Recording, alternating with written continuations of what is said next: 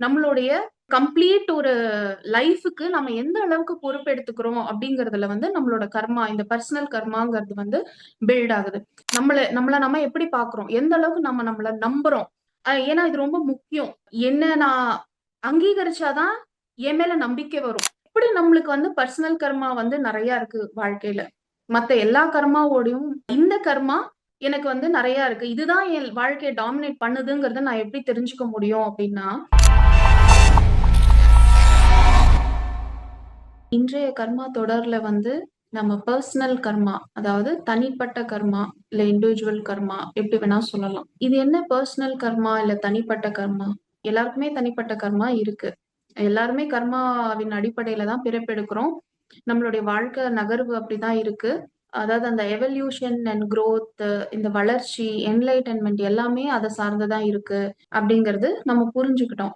ஆனா அதுல வந்து கர்மால ஒரு ஒரு பகுதியா ரிலேஷன்ஷிப் கர்மா.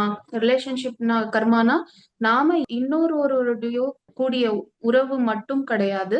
நாம எதெல்லாம் உபயோகிக்கிறோமோ அது எல்லாத்தோடையும் நம்மளுக்கு வந்து கர்ம பதிவு இருக்கு. அப்போ நம்ம நிறைய உபயோகிக்கிறது பாத்தீங்க அப்படின்னா, நம்ம நம்மளதான் வந்து நிறைய உபயோகிச்சுட்டு இருக்கோம். எப்படி அப்படின்னா, நம்ம மைண்ட யூஸ் பண்ணி, நம்மளோட உடல்ல யூஸ் பண்ணி, சோ இதை எல்லாமே நம்ம வந்து ஒரு ஒரு இதுவா பார்த்தோம். அதாவது உடல் நலம் ஆரோக்கியத்துல வந்து அது எப்படி அதோடைய பாதிப்பு இருக்கு, தாக்கம் இருக்கு அப்படின்னு சொல்லி. சோ அதனுடைய ஒரு தொடர்ச்சியாவே, அதாவது இந்த ஹெல்த் அப்படின்னு எடுத்தா ஓவரால் ஒரு ஹெல்த் 360 டிகிரில நம்ம பார்க்கும்போது, சோ நம்மளுடைய ஃபீலிங்ஸ், எமோஷன்ஸ், பிஹேவியர், தாட்ஸ் எல்லாமே அதுல வரும். அதுல தொடங்குறதுக்கு முன்னாடி பர்சனலா நம்மளுக்கு வந்து செல்ஃப் அப்படின்னு ஒண்ணு இருக்கு. அந்த செல்ஃபோட நாம உருவாக்கிக்கிற அந்த கர்மா தான். அந்த ஒரு ரெக்கார்டு தான் நம்மள வந்து இந்த சகலத்துக்கும் வந்து நம்மள வந்து அந்த பைண்ட் பண்ண வைக்குது. அந்த கட்டு வந்து நம்ம செல்ஃபோட உருவாக்குனதோட ஒரு விரிவாக்கம் தான் அப்படின்னு சொல்லி நம்ம சொல்லலாம். சோ அதன் அடிப்படையில இந்த பர்சனல் கர்மா என்ன அப்படின்னா, இது ரொம்ப உண்மையான ஒரு விஷயம். நம்ம எந்த அளவுக்கு மத்தவங்களோட, மத்த பொருட்களோட நெகட்டிவ் கர்மாவை வந்து சேர்த்துக்கிறோமோ, அதே அளவுக்கு நெகட்டிவாவும் பாசிட்டிவ் கர்மா நம்மளுடைய சேர்த்துக்கிறோம். நம்ம செல்ஃபோடயே. அது எப்படி எல்லாம் வந்து சேர்த்துக்கிறோம்? எதன் அடிப்படையில அப்படின்னு பாத்தீங்கன்னா, நம்ம எந்த அளவுக்கு வந்து பொறுப்பா இருக்கோம். How responsible are we? நம்மளுடைய நலத்துக்கு, அதாவது நம் சுய நலத்துக்கு, சுயத்தினுடைய நலத்துக்கு, நம்மளுடைய ஒரு அமைதிக்கு, நம்மளுடைய உள்ளார்ந்த அமைதிக்கு, அந்த ஒரு பீஸ், வெல்பீயிங், அதுக்கப்புறம் நம்மளுடைய என்லைட்டன்மெண்ட்டுக்கு, நம்மளுடைய குரோத்துக்கு. இந்த என்லைட்டன்மெண்ட் அப்படிங்கிறது வந்து நம்மளுக்கு ஆரம்ப காலகட்டங்கள்ல நம்மளுக்கு தெரியாது. ஆனா வாழ்க்கை எதையோ நோக்கி நகருது. அந்த வாழ்க்கை யாரை நோக்கி நகருதுன்னா, மையம் நான். என்ன நோக்கிதான் அந்த வாழ்க்கை வந்து என்னை சுத்தி நகர்ந்துட்டே போகுது. அப்போ அந்த மையத்துல இருந்து செயல்படுறேன் இல்லையா? அதாவது மையத்துல நான் இருக்கேங்கிறது கூட எனக்கு தெரியாது. என்னதான் மையமா வச்சு நகருதுங்கிறது கூட எனக்கு தெரியாது. ஆனா அந்த மையத்துல இருக்கும்போது என்னுடனான ஒரு டிரான்சாக்ஷன் தான் வந்து எனக்கு நிறைய இருக்கு. சோ அப்போ அந்த செல்ஃப் அப்படிங்கிறது வந்து எவ்வளவு இம்பார்ட்டன்ட் அப்படின்னா, நம்ம எந்த அளவுக்கு இந்த க்ஷணத்துல வாழறோம் அப்படிங்கிறதுக்கு நம்ம எந்த அளவுக்கு நாம வந்து நம்மளுடைய அமைதி, நம்மளுடைய நலம், நம்மளுடைய ஆன்ம நலம், இல்ல நம்மளோட சுயத்தோட நலம், இப்படி எது வேணா சொல்லலாம். நம்மளுடைய கம்ப்ளீட் ஒரு லைஃபுக்கு நம்ம எந்த அளவுக்கு பொறுப்பெடுத்துக்கிறோம் அப்படிங்கறதுல வந்து நம்மளோட கர்மா, இந்த பர்சனல் கர்மாங்கிறது வந்து பில்ட் ஆகுது. சோ இந்த கர்மாங்கிறது வந்து ஒண்ணும் இல்ல, அது ஒரு லென்ஸ் தான். அந்த த்ரூ தட் லென்ஸ் நம்மளுடைய ஓன் செல்ஃப வந்து நாம வந்து இன்ட்ரோஸ்பெக்ட் பண்றோம். நம்மளுடைய ஓன் செல்ஃபோட டிரான்ஸ்பர்மேஷன், நம்ம ஆன்ம பரிணாம வளர்ச்சி வந்து அந்த கர்மாங்கிற ஒரு லென்ஸ் மூலியமா கண்காணிக்கப்படுகிறது.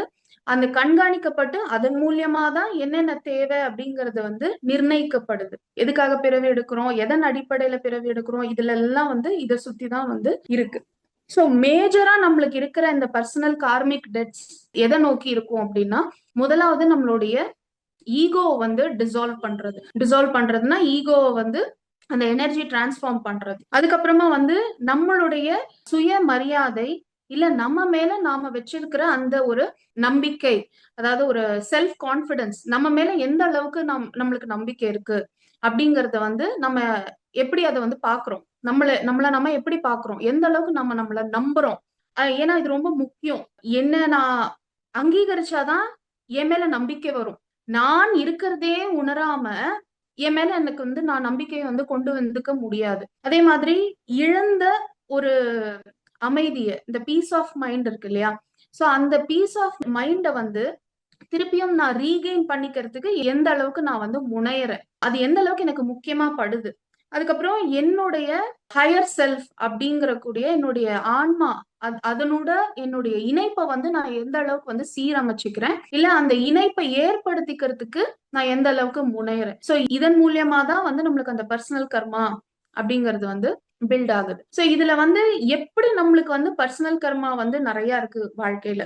மத்த எல்லா கர்மாவோடையும் இந்த கர்மா எனக்கு வந்து நெறைய இருக்கு. இதுதான் என் வாழ்க்கைய டாமினேட் பண்ணுதுங்கிறத நான் எப்படி தெரிஞ்சுக்க முடியும் அப்டின்னா, எப்பவுமே வாழ்க்கையில எனக்கு வந்து குறுகிய நபர்களுடன் மட்டுமே என்னுடைய தொடர்பு இருக்காது. அதாவது ஒரு ஸ்மால் குரூப் ஆஃப் பீப்பிளோட மட்டும் தான் எனக்கு இன்டராக்ஷன்ஸ் இருக்கும். பெரிய லார்ஜ் கிரவுடோட எனக்கு இருக்காது. நெறைய பேர் சொல்லி கேள்விப்பட்டிருக்கேன். எனக்கு நெறைய ரிலேட்டிவ்ஸ் இல்ல, நெறைய ஃப்ரெண்ட்ஸ் இல்ல. எனக்கு இருக்கிற ஃப்ரெண்டே ஒருத்தர் 2 பேர் இந்த மாதிரி தான் அப்படிலாம் வந்து நெறைய சொல்லியிருக்காங்க இல்லையா? நம்ம கேள்விப்பட்டிருப்போம். சோ அந்த மாதிரி. அதுக்கப்புறம் என் வாழ்க்கையில நான் தனியா இருக்கிறது. உறவுகள் இருந்தாலும், அந்த உறவுகளோட எனக்கு பெருசா ஈடுபாடு இல்ல. இப்ப நெறைய வந்து ரிலேட்டிவ்ஸ் ஃபங்ஷன்ஸ்க்கு, இந்த சோசியல் கேதரிங்ஸ்லலாம் எனக்கு பெருசா இன்ட்ரெஸ்ட் இல்ல. ஒரு ஃபார்மாலிட்டிக்குன்ட்டு நான் வந்து இன்வால்வ்மென்ட் காமிக்கிறது. கொஞ்ச நேரம் தான் எனக்கு அங்க வந்து வசதியா இருக்கும். அதுக்கப்புறம் வந்து நான் என்னுடைய ஸ்பேஸ்க்குள்ள போகணுங்கிற ஒரு உந்துதல் வந்துரும். என்னுடைய கம்ஃபர்ட் வந்து மேஜரா பார்த்தீங்கன்னா, நான் தனியா இருக்கும்போது, என்னுடைய இடத்துல நான் இருக்கும்போது மட்டும் தான் எனக்கு அந்த கம்ஃபர்ட்னஸ் வந்து எனக்கு கிடைக்கும். அதுக்கப்புறம் நெறைய வந்து என்னுடைய விஸ்டம் இத நான் வந்து நெறைய எடுத்துக்கணும். என்னுடைய வளர்ச்சி, வாழ்க்கைய பத்தின ஒரு தேடல், எதுக்காக வந்து இதெல்லாம் நடக்குது அப்படிங்கிறது தெரிஞ்சுக்கணும் அப்படிங்கிற ஒரு தேடல் இருந்ததுனாலே, அவங்க வந்து அவங்களுக்கு வந்து அந்த பர்சனல் கர்மால தான் இருக்காங்க அப்படிங்கிறத வந்து தெரிஞ்சுக்கலாம்.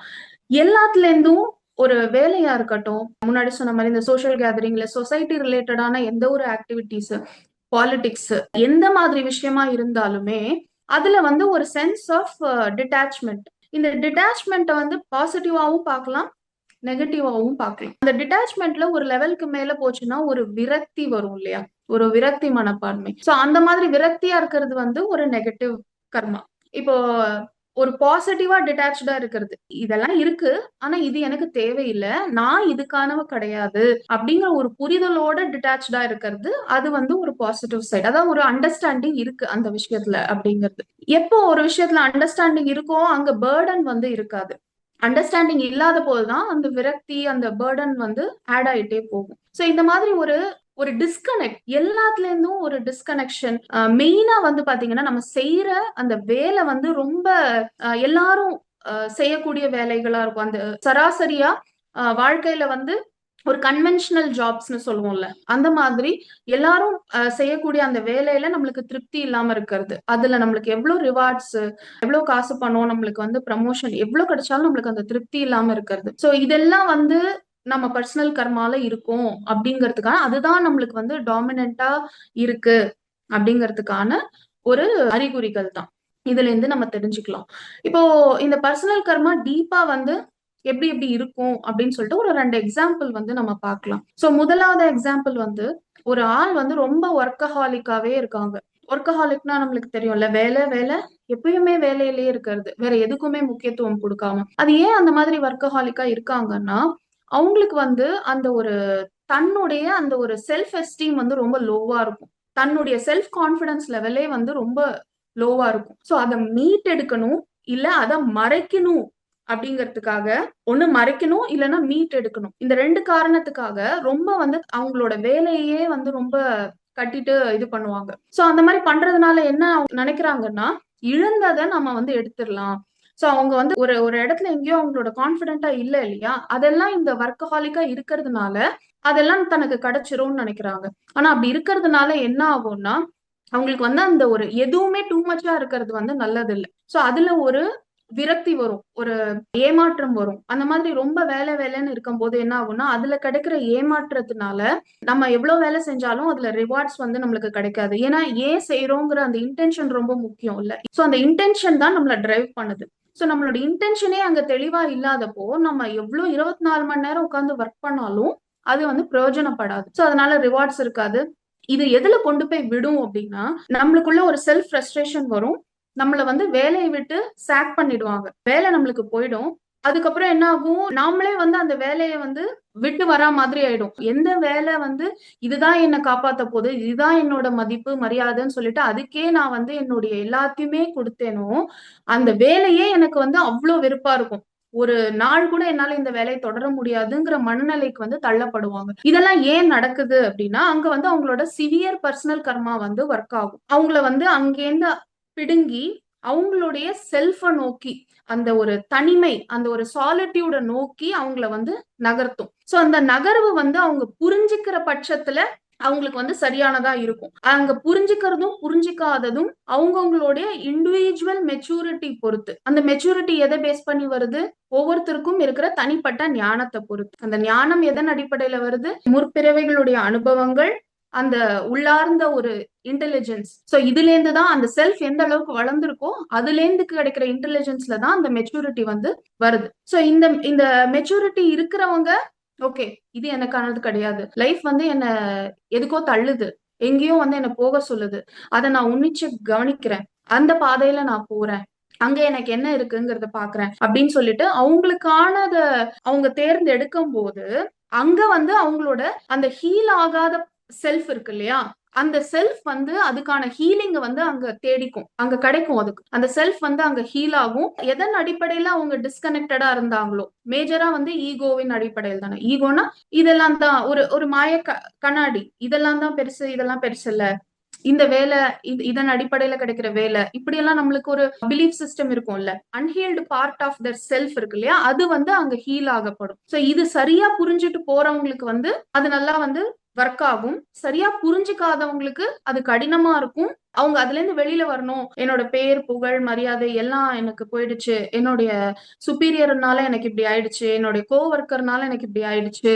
அப்படின்னு சொல்லி இப்படி திருப்பி திருப்பியும் நடந்ததுல இருக்கிற உண்மைய உள்வாங்காம இப்படி சுழண்டுகிட்டே இருக்கிறதுனால அந்த பர்சனல் கர்மா வந்து இன்னும் வந்து சிவியரா தான் ஆகும். அவங்க நேர்கொள்ள வேண்டிய மனிதர்கள் எல்லாருமே ஃபியூச்சர்லயும் சரி, அவங்க எந்த துறைக்கு போனாலும் சரி, அவங்கள வந்து தனிமையை நோக்கி தள்ளுறவங்களாவே அவங்க வந்து சந்திப்பாங்க. சோ அந்த அந்த மாதிரி நபர்களாவே அந்த மாதிரி சூழ்நிலைகளையே சந்தித்து சந்தித்து அவங்க வந்து கடைசியில அவங்க தனிமையை நோக்கி தான் அவங்க பயணப்படுவாங்க. இது வந்து ஒரு அடிப்படை. இன்னொன்னு வந்து என்னன்னா, அவங்களுக்கு வந்து சிவியரா ஏதாவது ஹெல்த் இஷ்யூஸ் வந்துரும். சோ அந்த வேலையை தொடர முடியாம போற மாதிரி. சோ இந்த இந்த மாதிரி ஹெல்த் இஷ்யூஸ் வந்து ஆட்டோமேட்டிக்கலி அவங்க அதை தான் ஃபர்ஸ்ட் வந்து எடுத்து பண்ணணும். ஏன் அந்த ஹெல்த் இஷ்யூஸ் வருது? ஹெல்த் அதாவது பிசிக்கல் ஹெல்த் அப்படிங்கிறது என்ன? அது வந்து ஒரு சோலோட ஒரு கடைசி ஒரு இதுதான். ஹெல்த்ல வந்து சொல்லுதுன்னா, நீ அதுக்கு முன்னாடி இருந்த லேயர்ஸ்ல எங்கேயுமே புரிஞ்சுக்கல.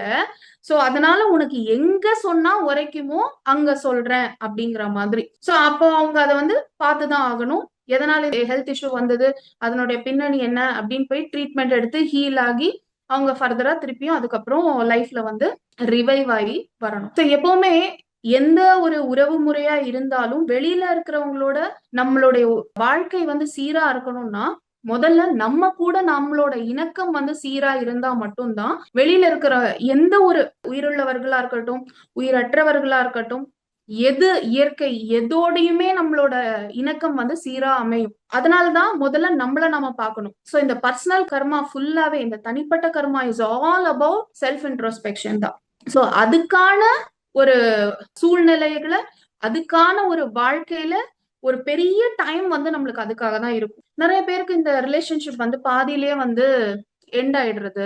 எந்த ரிலேஷன்ஷிப்பா வேணா இருக்கலாம். ஒரு வயசுக்கு மேல, அதாவது ரொம்ப ஒரு சின்ன வயசுலயே அப்பா அம்மாவை இழந்துடுறது, இல்ல வந்து கல்யாணம் ஆகாம சிங்கிளா இருக்கிறது, எந்த ஒரு பார்ட்னரும் இல்லாம தனியா இருக்கிறது, இதெல்லாம் வந்து எதனாலன்னா அவங்களோட லைஃப் வந்து அவங்க கூட மட்டுமே அவங்க இன்டராக்ட் பண்ணிக்கணும், அவங்கள மட்டுமே அவங்க ஃபோக்கஸ் பண்ணணும் அப்படிங்கிற ஒரு காரணத்துக்காக மட்டும்தான் அந்த மாதிரி வந்து அமையப்பெறுது அப்படின்ட்டு சொல்றாங்க. சோ 2வது ஒரு எக்ஸாம்பிள் வந்து என்னன்னா, ஒரு நல்ல மனம் படைத்தவர்களா இருப்பாங்க. நல்ல சோலா இருப்பாங்க. ஆனா அவங்களுக்கு வந்து என்னன்னா, அவங்களோட அந்த ஒரு கைண்ட்னஸ், அந்த குட்னஸ்ன்னு சொல்றோம்ல, எல்லார்கிட்டயும் நல்லா நடந்துக்கிறது, நம்மளுடைய அந்த தன்மைய வந்து அட்வான்டேஜ் எடுத்துக்கிறது, நம்மள வந்து எக்ஸ்ப்ளாய்ட் பண்றது, மிஸ்யூஸ் பண்றது, இந்த மாதிரி வந்து நம்ம நிறைய பார்த்திருப்போம்ல. சோ இந்த மாதிரி வந்து நடக்கிறது எதனால அப்படின்னா, அங்க வந்து நான் என்ன வந்து நிறைய நிராகரிச்சிருப்பேன். சோ அங்க நான் என்ன பண்ணணும் அப்படின்னா, உடனே அவங்களோட வந்து முறிச்சுக்கணும்னு அர்த்தம் கிடையாது. அவங்களோட அந்த ஒரு எனக்கான ஒரு முக்கியத்துவத்தை நான் உணர்ந்து, என்னுடைய இடத்துல இருந்து அந்த ஒரு துணிச்சலை வந்து நான் வந்து டெவலப் பண்ணிக்கணும். துணிச்சலை டெவலப் பண்ணிக்கிட்டு எனக்கான ஒரு பவுண்டரிஸ வந்து நான் செட் பண்ணணும். அப்போ செட் பண்ணும்போது என்ன வந்து யாரும் வந்து மிஸ்யூஸ் பண்ணிக்க மாட்டாங்க. என்னுடைய குணத்தை வந்து எக்ஸ்ப்ளாய்ட் பண்ண முடியாது. அப்படி நான் பவுண்டரிஸ் செட் பண்ணியும் அது வந்து என்ன வந்து திருப்பியும் எக்ஸ்ப்ளாய்ட் பண்ண ட்ரை பண்றாங்கங்கிறப்போ அந்த துணிவை வந்து நம்ம இன்னும் அதிகப்படுத்திக்கணும். அந்த க்ஷணத்துல அந்த நபர்கிட்ட இருந்து நம்ம வெளியேறதுதான் ஒரு சிறந்த முடிவா இருக்கணும். அப்படிதான் நம்மள வந்து நாம வந்து முதல்ல தேர்ந்தெடுக்கணும். அந்த உறவோ இந்த உறவு எனக்கு முக்கியம், இவங்க எப்படி என்ன நடத்தினாலும் இந்த உறவு தான் எனக்கு முக்கியம் அப்படிங்கிற ஒரு இடத்துல நம்ம பார்த்தோம்னா நம்மள இன்னும் வந்து ரொம்ப மோசமா தான் நடத்துவாங்க. இது வந்து ஏன் அந்த முறிவு வேண்டாம் அப்படின்னு சொன்னா நீங்க இங்க முறிச்சுக்கலாம், ஒருத்தர்கிட்ட முறிச்சுக்கலாம், வேற எந்த இடத்துக்கு போனாலுமே அந்த ஆளுங்களுமே அப்படிதான் இருப்பாங்க. ஏன் அப்படி இருக்காங்க? நான் வந்து இன்னும் அந்த பவுண்டரிஸ் செட் பண்ணல. பவுண்டரிஸ் எப்ப செட் பண்ணுவேன்? இவங்க பண்றது எனக்கு கஷ்டமா இருக்கு, ஆனாலும் நான் இவங்களை சூஸ் பண்றேன், என்ன சூஸ் பண்ணல. அப்ப நான் யாரை சூஸ் பண்ணா பவுண்டரிஸ் செட் பண்ண முடியும்? என்ன சூஸ் பண்ண மட்டும்தான் பவுண்டரிஸ் வந்து செட் பண்ண முடியும். என்ன வந்து தேர்ந்தெடுக்கிறதுக்காக மத்தவங்க வந்து எனக்கு உதவி பண்றாங்க. சோ அதுதான் வந்து அந்த இடத்துல நான் என்ன தேர்ந்தெடுக்கலன்னு வச்சுக்கோங்களேன், அது ஒரு பர்சனல் கர்மா. சோ எதெல்லாம் வந்து பர்சனல் கர்மா வரும் அப்படிங்கிறது வந்து இது ஒரு 2 உதாரணம். சோ இப்படி என்ன ஆகும்னா அடுத்தடுத்த பிறவிகள்ல நம்மளுக்கு வந்து அந்த ஒரு கம்பல்ஷன் வந்து இருக்கும். ஒண்ணு வந்து முதல்ல பார்த்த மாதிரி ஒரு மெச்சூரிட்டி இருந்ததுன்னா தானே தேர்ந்தெடுத்துக்கிட்டு வெளியில வந்துருவாங்க. எனக்கு என்னமோ இந்த வேலையில நான் இவ்வளவு வருஷமா ஒர்க் பண்றேன், ஆனா இப்ப நான் ஃபீல் பண்ண மாதிரி ஒரு டிஸ்கம்ஃபர்ட் எப்பயுமே ஃபீல் பண்ணல. கடந்த ஒரு 6 மாசமாவே எனக்கு என்னால இந்த ஒர்க் வந்து என்னால இதுல நான் நீடிக்க முடியுமான்னு எனக்கு தெரியல. வேற ஏதோ நான் எதையோ தேடி போகணும்ன்றது மட்டும் எனக்கு தெரியுது, ஆனா என்னன்னு தெரியல அப்படின்ற ஒரு தெளிவு இருக்கிறவங்க வெளியில இருந்து பாக்குறாங்க. ஆனா அந்த தெளிவு இல்லாதவங்க அந்த வேலையில இருந்தே அவங்க வந்து ஏன் வந்து எனக்கு இது இந்த மாதிரி இருக்கு, நான் இன்னும் அப்ப அதிகமா பண்ணணும், இல்ல எனக்கு தான் சரியா புரியல, நான் இன்னும் அதிகமா பண்ணணும், இப்படி யோசிச்சு யோசிச்சு என்ன ஆகும்னா அவங்கள அந்த வேலையில இருந்து தள்ள வச்சிருவாங்க. இது வேலையில இருந்து மட்டும் கிடையாது, இல்ல எந்த மாதிரி சூழ்நிலையிலயும் சரி. நம்மளுக்கு என்ன நடக்குது, ஏன் நம்மளுக்கு இப்படி இருக்கு அப்படிங்கறத நாம புரிஞ்சுக்கிட்டு நம்மள சூஸ் பண்ணி அதுல இருந்து நாம வந்து வெளிப்படணும். நம்மள சூஸ் பண்ணாம வெளியில இருக்கிற சுமூகமான சூழ்நிலையை வந்து என்னால கலைய வேண்டாம் அப்படிங்கிற ஒரு எண்ணத்துல நாம வந்து இருக்கும்போது அது என்ன ஆகும்னா இன்னுமே நம்மளுக்கு வெளி சூழ்நிலையில இருந்து அழுத்தம் வந்து ரொம்ப ஜாஸ்தியா வரும். இது என்ன ஆகும்னா ஆல்ரெடி வந்து பாஸ்ட் கர்மானால நம்ம இந்த மாதிரி பர்சனல் கர்மால இருப்போம். இது இன்னும் வந்து நம்மளுக்கு அழுத்தத்தை கொடுத்து கொடுத்து அந்த பைலப் ஆயிட்டே போகும். சோ அது ரொம்ப டிஃபிகல்ட்டா இருக்கும். அப்ப என்ன ஆகும், அடுத்தடுத்த பிறவியில நம்மளுக்கு யாருமே இருக்க மாட்டாங்க, ஆனா நம்மளால நிம்மதியா இருக்க முடியாது. ஏன்னா நம்மளுக்கு நம்ம கூட இருக்கிறதே கஷ்டமா இருக்கும். நானா இருக்கிறதே ரொம்ப கஷ்டமா இருக்கும். அந்த மாதிரி நேரத்துல புரியணும்னா அதை உடைச்சுக்கிட்டு புரிஞ்சுக்கிட்டு வெளில வர்றதுங்கிறது வந்து ரொம்ப கஷ்டமா இருக்கும். அந்த ஒரு ஜேர்னி வந்து ரொம்ப கடினமா இருக்கும். அவ்வளவு சுமூகமா வந்து இருக்காது. சோ இதுலயே வந்து பாத்தீங்கன்னா ரிலேஷன்ஷிப்ல நிறைய பேருக்கு வந்து என்ன ஆகும்னா எவ்வளவு கஷ்டமா இருந்தாலும் எவ்வளவு அபியூசிவா இருந்தாலும் என்னுடைய ஃபியர் அண்ட் அட்டாச்மெண்ட்னால எனக்கு அந்த உணர்தலே இருக்காது. ஒரு ரியலைசேஷனே இல்லாம என்னோட ஃபியர் அண்ட் அட்டாச்மெண்ட்ல நான் வந்து அப்படியே இருந்துட்டே இருப்பேன் அந்த ரிலேஷன்ஷிப்ல. ஆனா எப்போ வந்து நான் அதுல சப்போஸ் வந்து எனக்கு பர்சனல் கர்மா இருக்குன்னு நான் உணர்ந்து நான் எப்போ வந்து என்ன தேர்ந்தெடுக்கிறேனோ அங்க நான் வந்து என்ன பண்ணுவேன்னா எய்தர் அந்த ரிலேஷன்ஷிப்பை புரிஞ்சுக்கிட்டு அதுல எந்தவித எதிர்பார்ப்பும் இல்லாம அந்த எதிரா இருக்கிற ஆளை வந்து அவங்க வேற விதமா நடந்துப்பாங்க அவங்கள மாத்த முயற்சிக்காம எது எப்படி இருக்கோ அதை அப்படியே ஏத்துக்கிட்டு எந்த கம்ப்ளைண்ட்ஸும் இல்லாம எந்த சஃபரிங்ஸும் இல்லாம நான் வந்து ஒரு பவுண்டரிஸ் செட் பண்ணி வாழ்க்கையை கொண்டு போனேன்னா அங்க அந்த பர்சனல் கர்மா வந்து நியூட்ரலைஸ் வந்து ஆகுது. ரெண்டாவது என்ன பண்ணுவாங்கன்னா இதை புரிஞ்சுக்கிட்டு இதுல இருந்து வெளியில வர முயற்சிக்கிறது, இமோஷனலாவும் பிசிக்கலாவும் பவுண்டரிஸ் செட் பண்ணிக்கிட்டு அதை வந்து சுமூகமா முறிச்சுக்கிறதுக்கு வந்து பார்ப்பாங்க. ஆனா ரொம்ப பாஸ்ட் கர்மா இருந்துச்சு அப்படின்னா முறிச்சுக்கிறது வந்து அவ்வளவு சுலபமா இருக்காது. ஏன்னா ஏன் அங்க முறிச்சுக்கிறது சுலபமா இருக்காதுன்னா அவங்க உள்ளுக்குள்ள அந்த ப்ராசஸே பண்ணல. அதாவது அந்த ஃபியர் அண்ட் அட்டாச்மெண்ட்ல இருக்காங்க. இது தானா போயிடாதா, இது ஏதாவது ஆயிடாதா, அதுவா ஏதாவது நடந்துராதா, அதுல இருந்து நம்ம தப்பிச்சிடலாம், அந்த மாதிரி நடக்கவே நடக்காது. அப்படி நடந்தாலுமே திருப்பி திருப்பி நம்மளுக்கு வந்து அது வந்துட்டே தான் இருக்கும். எப்ப நாமளா புரிஞ்சுக்கிட்டு நம்ம உள்ளுக்குள்ள வந்து அந்த ப்ராசஸ் போய் அதுல இருந்து நம்ம வெளியில வரோமோ, நம்மள சூஸ் பண்ணி நம்ம வெளியில வரோமோ, வெளியில வரணும்னா வெளியில வர வேண்டாம், அந்த பவுண்டரி செட் பண்ணிட்டோம் உள்ள, நீ பண்றதுனால என்ன வந்து பாதிக்காது அப்படிங்கிற ஒரு இடத்துல இருக்கும்போது அங்க வந்து முறிக்கணும்ன்ற அவசியம் இல்ல, அது தானாவே முறிஞ்சிடும். ஏன்னா அதுக்கான தேவை இல்லைல்ல. அங்க அந்த தேவை நிறைவேறும் போது அது தொடர்றதுக்கு வாய்ப்பு இல்லை. அங்க தொடர்ந்தாலும் எந்த பாதிப்பும் இல்லை அப்படிங்கிற மாதிரிதான் இருக்கு. சோ இது வந்து இந்த ஐசோலேஷன் இந்த ஒரு மாதிரி டிட்டாச்மெண்ட்ல தனியா இருக்கிறது, இந்த ஒரு தனிமை சாலிட்யூடு, இது பொதுவா வந்து சமூக பார்வையிலும் சரி, சமூக பார்வைன்னு ஏன் சொல்றோம் அப்படின்னா, நம்ம எல்லாருமே வந்து இந்த ஒரு சோசியல் அனிமல்ஸ் தானே. ஃபர்ஸ்ட் நம்மளோட பார்வை எப்படி இருக்கும்? சமூகத்துல இருந்து தான் நம்மளையே நாம பார்ப்போம். நம்ம இடத்துல இருந்து நம்மள பார்க்க மாட்டோம். சமூகத்தினுடைய இடத்துல இருந்து தான் நம்மள பார்ப்போம். அப்படி பார்க்கும்போது இதெல்லாம் வந்து துரதிருஷ்டவசமானது, ராசி இல்லாதது, அதிர்ஷ்டம் இல்லை இவங்களுக்கு, இதுக்கெல்லாம் ஒரு கொடுப்பனை வேணும், இவங்க கேரக்டர் சரியில்லை, அதனால இவங்க பிஹேவியர் சரியில்லை, இவங்களோட எல்லாம் யாரும் இருக்க மாட்டாங்க, இப்படிதான் வெளியில இருக்கிறவங்க நினைக்கிறாங்க அப்படின்ட்டுன்னு நாமளும் அப்படிதான் நினைச்சிட்டு இருப்போம் நம்மள. ஆனா இது அப்படி கிடையாது. இது என்னோட நான் தனியா ஸ்பெண்ட் பண்றதுக்காக நான் தேர்ந்தெடுத்து வந்த ஒரு பிறப்பு. எனக்கான வேலைகளை நான் வந்து தேர்ந்தெடுத்துட்டு வரேன் அப்படின்னா, அப்போ நான் எந்த அளவுக்கு வந்து ஒரு எவால்வ்டா இருப்பேன், எவால்வ்டான சோலா இருப்பாங்க அந்த மாதிரி இருக்க பெற்றவங்க. சோ அது வந்து புரியணும் அப்படின்னா அவங்க உள்நோக்கி தான் செல்லணும். எப்பவுமே வாழ்க்கை வந்து நாம நினைச்சபடி இல்ல, நாம நினைக்கிறதெல்லாம் வாழ்க்கையில நடக்க மாட்டேங்குது, பெரும்பாலும் நடக்க மாட்டேங்குது அப்படின்னாலே ஒரே ஒரு வழிதான், வெளியில பாக்குறத விட்டுட்டு உள்ள பார்க்க ஆரம்பிக்கணும். உள்ள பார்க்க ஆரம்பிச்சா மட்டும்தான் வாழ்க்கையோட அர்த்தமும் நம்மளுக்கு வந்து புரிய வரும். சோ அப்படி புரியும் போது ஏன் இதெல்லாம் வந்து நடக்குது, நாம யாரு அப்படிங்கறத நோக்கி நம்ம போவோம். இப்போ நெகட்டிவா பாக்குறது பார்த்தோம். இந்த தனிமையை வந்து எப்படியெல்லாம் நம்ம பாசிட்டிவா எடுத்துட்டு போலாம் அப்படின்னா, அதை பத்தி நம்ம ஃபர்ஸ்ட் நெகட்டிவா யோசிக்க கூடாது. யார் என்ன யோசிக்கிறாங்கிறத பத்தி நம்மளுக்கு கவலை இல்லை. என் வாழ்க்கையில நான் இருக்கேன், நான் தான் என் வாழ்க்கைக்கு மையம், நான் இருக்கேன் என் வாழ்க்கையில, அந்த தனிமையிலேயே முழுமை வந்து புரிஞ்சுக்கணும். சோ அந்த முழுமையை புரிஞ்சுக்கும் போது அவங்க மத்த நெகட்டிவ் ஃபீலிங்ஸ பத்தி அவங்க யோசிக்க முடியாது.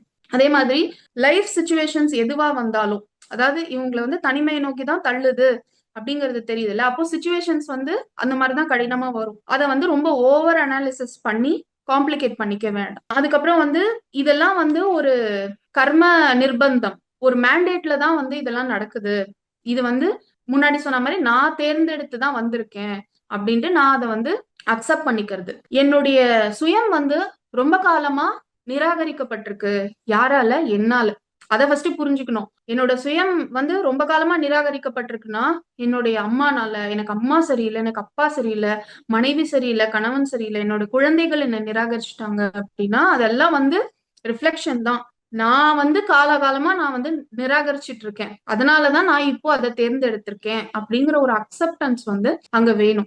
இதெல்லாம் வந்துச்சுனாலே நம்ம வந்து என்ன பண்ணுவோம்னா கிரியேட்டிவா இருக்கிற ஆக்டிவிட்டிஸ்ல வந்து இன்வால்வ் ஆக ஆரம்பிச்சிருவோம். எதெல்லாம் வந்து கிரியேட்டிவ் ஆக்டிவிட்டிஸா இருக்கோ அதெல்லாம் கிரியேஷனோட பைண்ட் ஆயிருக்கும். அதுல வந்து நம்ம என்கேஜ் பண்ண பண்ண நம்மளையே நாம இன்ஸ்பயர் பண்ண ஆரம்பிச்சிருவோம். நாம வெளியில இருக்கிறவங்கள இன்ஸ்பயர் பண்றதை விட நம்மளுக்கு நாமளே ஒரு சிறந்த இன்ஸ்பிரேஷனா இருக்க ஆரம்பிச்சிருவோம். சோ அப்ப அந்த மாதிரி இருக்கிற பட்சத்துல அந்த பர்சனல் கர்மா வந்து எந்த அளவுக்கு வந்து நியூட்ரலைஸ் ஆகும். அதுக்கப்புறம் நம்மளுடைய சேகரிப்பு, வாழ்க்கையில நம்மளுடைய பார்வை எல்லாமே நம்மளுடைய சுய விழிப்புணர்வுக்காக இருக்கணும்.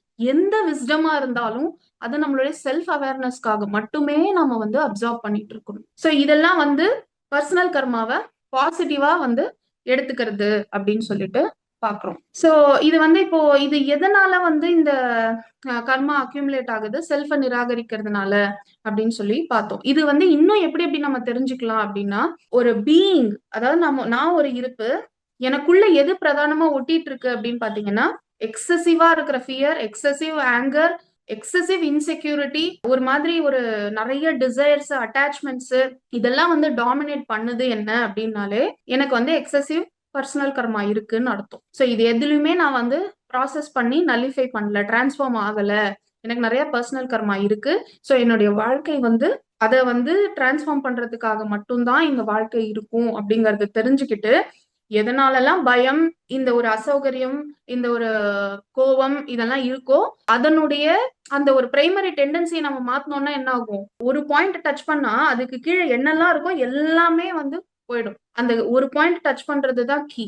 சோ இது வந்து பிரதானமா இந்த மாதிரி இருக்கிற ஆளுங்க எப்படி சொல்லிட்டு இருப்பாங்க அப்படின்னா, எனக்கு இந்த வாழ்க்கை வாழ பிடிக்கல, எனக்கு இந்த ஆளுங்களெல்லாம் பிடிக்கல, இங்க இருக்க எனக்கு பிடிக்கல, எனக்கு என் வாழ்க்கையே பிடிக்கல, இப்படியெல்லாம் சொல்லக்கூடியவங்க வந்து நிறைய இந்த பர்சனலா விரக்தியில, சுய விரக்தியில இருக்கிறவங்க வாயிலேந்து வர்ற வார்த்தை தான் இதெல்லாம். இப்படி சொல்றதுனால என்ன ஆகுதுன்னா அந்த வெரி பர்பஸ் ஆஃப் லைஃபையே வந்து அவங்க நிராகரிக்கிறாங்க. எந்த விதமான கர்மாவா இருந்தாலும், கர்மானாலே அது பர்பஸோட அலைன் ஆகி நம்ம வாழும்போது மட்டும்தான் கர்மா வந்து அங்க டிசால்வ் ஆகும். சோ நம்மளுடைய வெரி பர்பஸ் என்ன, நம்மளுடைய இருப்பு. சோ இந்த செல்ஃப், அதாவது அந்த சுய விரக்தியில இருக்கிறவங்க அந்த இருப்பையே வெறுப்பாங்க. சோ அப்படி வெறுக்கும் போது என்ன ஆகும் அப்படின்னா, அந்த பர்சனல் கர்மா வந்து அவங்களுக்கு இன்னும் வந்து சார்ஜ் ஏறி ஆட் ஆயிட்டு இருக்கும் நெகட்டிவ் சைடு. சோ இந்த மாதிரி ஆட் ஆகும்போது அவங்களுக்கு அதுல இருந்து வெளியில வர்றது வந்து ரொம்ப கஷ்டமா இருக்கும். ஏன்னா ஆல்ரெடி அவங்க தனியா இருப்பாங்க. தனியா இருக்கிறது, அதுல தன்னை வெறுக்கிறது, இதுல இருந்து எப்படி வெளியில வர முடியும்? நம்ம இன்னொருத்தவங்களோட தொடர்பு அவ்வளவா இருக்காது. நம்மளுடைய நிலையை பார்த்து அந்த ஆறால இன்னொருத்தவங்க வேற யாரும் நம்ம கூட வந்து ஃப்ரெண்ட்ஷிப்பும் வச்சுக்க மாட்டாங்க. சோ இவங்களோட சூழ்நிலையே இந்த மாதிரி கடினமானத நோக்கி நோக்கி தான் அவங்க கொஞ்சம் கொஞ்சமா அடிச்சு அடிச்சு செதஞ்சு செதஞ்சுதான் அவங்க வந்து வெளியில வரணும். சோ அதனால நம்மளுடைய செல்ஃப நம்ம எந்த அளவுக்கு முக்கியத்துவம் கொடுத்து பாத்துக்கிறோங்கிறது ரொம்ப ரொம்ப முக்கியம். சோ லாஸ்டா ஒரு பாயிண்ட், ரொம்ப ரொம்ப முக்கியமான பாயிண்ட், ரொம்ப நல்ல பாயிண்ட்டும் கூட, நம்மளோட டிசையர்ஸ். இது என்ன டிசையர்ஸ் அப்படின்னா, டிசையர்ஸ்னா நம்ம எப்பவுமே வந்து எதிரா தானே சொல்லுவோம். அதாவது இந்த ஆசைகள் இதெல்லாம் வந்து இருக்கிறதுனாலதான் நம்ம திருப்பி திருப்பியும் இந்த பூமிக்கு வந்து ஈர்ப்பை நோக்கி வந்துட்டு இருக்கோம் அப்படின்னு சொல்லணும். நம்ம ஆசைகளை வந்து இங்க விட்டுட்டு போறோம். அந்த ஈர்ப்பு நம்மள திருப்பியும் வந்து இழுத்துக்கிட்டே இருக்கு. ஆக்சுவலா இந்த டிசைர்ஸ் வந்து ஒரு விதத்துல நல்லது. எப்படின்னா, நம்மளுடைய அன்ரிசால்வ்டு கர்மாஸ்லாம் இருக்குல்ல, unfulfilled desires of the past lifes, இதெல்லாம் வந்து கர்ம தொடர்ச்சி தான். அது நம்மள இந்த பிறவிலையும் நம்மளுடைய டிசையரா இருக்கும். சோ அந்த டிசையர் நம்மள எதை நோக்கி கொண்டு போகும்னா, அந்த கார்மிக் செட்டில்மெண்ட்டை நோக்கி தான் நம்மள கொண்டு போகும். சோ அதனுடைய பிரதானமான ஒரு எக்ஸிஸ்டன்ஸே, டிசையரோட எக்ஸிஸ்டன்ஸே எதுக்குன்னா, நம்மள எப்படியாவது அந்த வந்து செட்டில் பண்ண வைக்கணும் தான். இப்ப நம்ம வேற கஷ்டமா இருக்கிற வழி எல்லாம் பார்த்திருக்கோம்ல, அதாவது சேலஞ்சஸ் இருக்கும், அதன் மூலியமா நம்ம லெசன்ஸ் கத்துக்கணும்ட்டு. ஆனா இது டிசைர் மூலியமா நம்ம லெசன்ஸ் கத்துக்க வைக்கும். சோ நம்மளுக்கு எப்பவுமே ரொம்ப ரூட்டடா ரொம்ப ஸ்ட்ராங்கா இருக்கிற டிசைர்ஸ் வந்து நம்ம சப்ரஸ் பண்ணக்கூடாது. அதை வந்து நம்ம நல்ல வழியில யூஸ் பண்ணி அதை நோக்கி நம்ம வந்து செயல்பட்டோம் அப்படின்னா அதுல நம்மளுக்கு லேர்னிங்ஸ் நிறைய இருக்கும். சோ அந்த பாத்துல நம்மளோட எவல்யூஷன் அண்ட் growth வந்து ரொம்ப ஸ்ட்ராங்கா இருக்கும். சோ இந்த இன்னொரு ஒரு விஷயம் என்னன்னா, இந்த டிசையர்ஸ வந்து எந்த அளவுக்கு நம்ம சரியா அப்ரோச் பண்ணி அதை வந்து கொண்டு போய் அது வழியா நம்ம grow ஆகுறோமோ, அந்த டிசையர்ஸும் அங்க வந்து ஃபுல்ஃபில் ஆயிடுது.